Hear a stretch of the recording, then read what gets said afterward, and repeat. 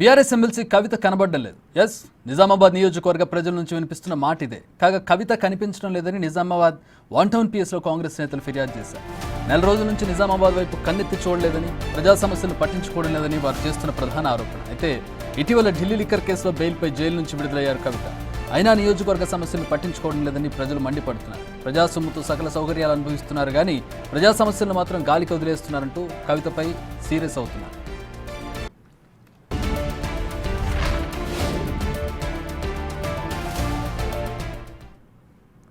మనం కట్టే ట్యాక్సులతోని తనకు జీతభత్యాలు మరియు సకల సౌకర్యాలు అందుతున్నాయి కాబట్టి ప్రజలకు సేవ చేయాల్సిన కనీస బాధ్యత తన నిర్వహించకుండా ఖాళీగా ఉండడం కరెక్ట్ కాదు. మరి ఖాళీగా ఉన్నారో తెలియదు, తను ఉన్నారో తెలియదు, లేదో తెలియదు. కాబట్టి ఈ విషయంపై 6 నెలలుగా లేరనే ఉద్దేశం తెలిసింది.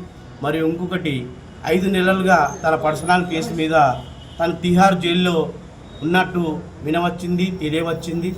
ఆ తిహార్ జైలు నుంచి కూడా బెయిల్పై 1 నెలకు పైగా తను వచ్చి ఉన్నారని మనకు మీడియా ద్వారా తెలియవచ్చింది. ఈ నెల నుంచి కూడా తను నిజామాబాద్ ప్రజలకు అందుబాటులో ఉండకపోవడం, మాకు మా సాధక బాధలు చెప్పుకోవడానికి, నిజామాబాద్ ప్రజల యొక్క సాధక బాధలు చెప్పుకోవడానికి అవకాశం లేకుండా ఉండడం వలన మేము తెలంగాణ ఉద్యమకారుల పక్షాన మరియు నిజామాబాద్ ప్రజల పక్షాన ఈరోజు ఇక్కడికి వచ్చి కంప్లైంట్ ఇవ్వడం జరిగింది. హైదరాబాద్లో నష్టపోయిన ప్రతి ఒక్కరిని ప్రభుత్వం అన్ని రకాలుగా ఆదుకుంటుందన్నారు భువనగిరి ఎమ్మెల్యే కుంభం అనిల్ కుమార్ రెడ్డి. హైడ్రాకు అందరూ సహకరించాలని కోరారు. రైట్, ఆ వార్తలకు వెళ్లే ముందు మా ప్రతినిధి రాజేష్ జాయిన్ అవుతున్నారు. రాజేష్ దగ్గర నుంచి మరిన్ని వివరాలు తెలుసుకుందాం. రాజేష్, కవిత బెయిల్ మీద బయటకు వచ్చి చాలా రోజులు అవుతుంది. ఆవిడ బేసిక్ బయటికి రావడం కూడా తగ్గించేశారు. ఇప్పుడు నిజామాబాద్ నియోజకవర్గానికి సంబంధించి, అక్కడ ప్రజలకు సంబంధించి ఇంతకుముందు ఆమె ప్రత్యేక దృష్టి ఎప్పుడైనా పెట్టారా? ఇప్పుడు కొత్తగా మిస్ అవుతున్నట్టుగా వాళ్ళు ఫీల్ అవుతున్నారా? శక్తి, నిజంగా మీరు అన్నట్లు కూడా నిజామాబాద్ నుంచి ఎమ్మెల్సీ కవిత ఎన్నికైన తర్వాత చాలా ప్రజలకి అందుబాటులో ఉంటుండే. కానీ ఆ వ్యక్తిగత కేసుకు సంబంధించి చాలా రోజులుగా గత 5 నెలలుగా తిహార్ జైల్లో ఉన్న తర్వాత బెయిల్పై బయటకు వచ్చిన తర్వాత కొద్దిగా హెల్త్ ప్రాబ్లం కావచ్చు, వివిధ కారణాలు కావచ్చు, అంటే బయటకు రావడం లేదు. నిజామాబాద్ అంటే జైలు నుంచి బయటకు వచ్చిన తర్వాత సుమారు 1.5 నెలలకు పైగా నిజామాబాద్కి అయితే ఇప్పటివరకు రాలేదు. ఎవరైతే ప్రజల చేత ఎన్నుకోబడిన ఎమ్మెల్సీ కవిత ఎవరుతున్నారో వారి సాధక బాధకాలు వినాల్సిన అవసరం ఉంది.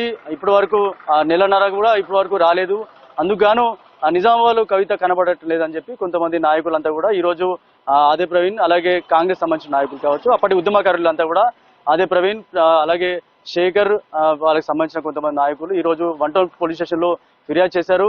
ఎవరైతే ప్రజల ఓట్లతో గెలుపొందిన ఎమ్మెల్సీ కవిత ఎవరైతే ఉన్నారో అప్పటి ఉద్యమ నాయకురాలమే ఇప్పుడు ప్రజల సాధక బాధకాలు వినాల్సిన అవసరం ఉంది. ఇప్పటికైనా నిజామాబాద్ జిల్లాకు వచ్చి ప్రజల సాధక బాధకాలు వినాలి. ప్రభుత్వం నుంచి అన్ని రకాలుగా సౌకర్యాలు పొందుతున్న ఆమె నిజామాబాద్కి రావాలని చెప్పి కూడా ఫిర్యాదు చేయడం జరిగింది. కంప్లైంట్ అయితే ఇచ్చారు. పోలీసులు అయితే కంప్లైంట్ అయితే తీసుకున్నారు. నిజామాబాద్ జిల్లాకు సంబంధించిన ప్రజల కోసం అయితే కవిత రావాలి. 1.5 నెలల అవుతుంది, ఇప్పటివరకు ఇంకా రాలేదు. ఎందుకంటే నిజామాబాద్ జిల్లాలో చాలా యాక్టివ్గా ఉన్నప్పటికీ గతంలో బీఆర్ఎస్ ప్రభుత్వంలో ఉన్నప్పుడు ఎమ్మెల్సీ కవిత గతంలో ఎంపీగా పోటీ చేసింది, తర్వాత ఎమ్మెల్సీగా ఉంది.